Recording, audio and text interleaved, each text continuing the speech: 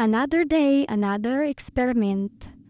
For today's video, mga kamaritis, kay nakakita man ko og video ni Asir Vlog ug ako lain siyang gisundog kay para makabalupod ko ug saon ay paghimo ang homemade nga yogurt ug mao ni siya akong gisunod ang iyahang tambag nga magsugod ta sa pinaka permiro sa 3 cups na water.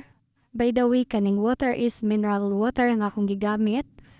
Based sa iyang giingon, sa 3 cups nga water ug 1 cup nga full cream nga powder. Kanang kuwait nga powder akong gigamit diha. Tapos, siyempre akong sterilize ang tanan akong gigamit. Wala na akong gipakita sa kamera no. Kaya nagtuko nga naon na ang kamera niya wala di ay. So muna ni ako na siyang gihalo-halo.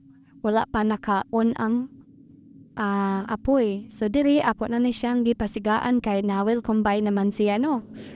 Og lato na to ni siya nga mahimo kanang hapit na mo bukal ingon ni Asira Vlog. Salamat kay sa imong video kay karon naka-save na nga akong mga amo. Dili na sila makapalit og yogurt. So dili nga part na kuha na ko og kaning yogurt na 2 tablespoon na no.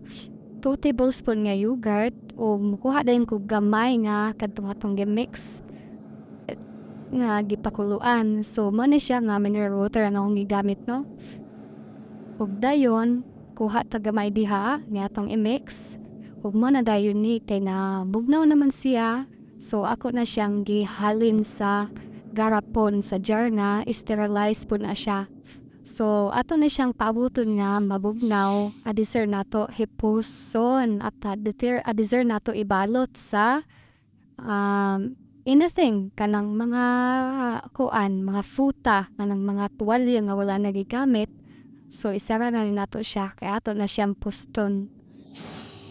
So, excited ako kayo guys nga makita ni ugma ang akong trabaho kay i-leave natin ni siya karon og 8 hours to 12 hours bago nato siya ablihan kung na fermented ba jud siya.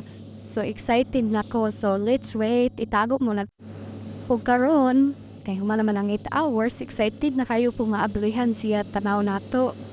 Wow, grabe grabe excited kayo ko og grabe, sakto gid kaayo. O mao na ni siya.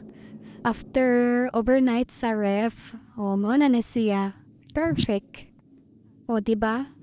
Nakasave na nga akong hamo. Dili na siya makapalit og robe. Mao na ni siya guys.